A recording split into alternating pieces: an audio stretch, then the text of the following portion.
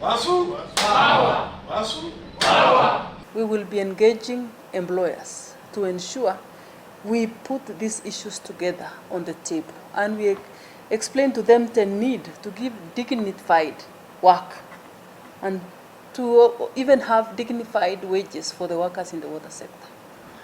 So when we sit down to negotiate, we shall be negotiating on something that we actually know and we understand.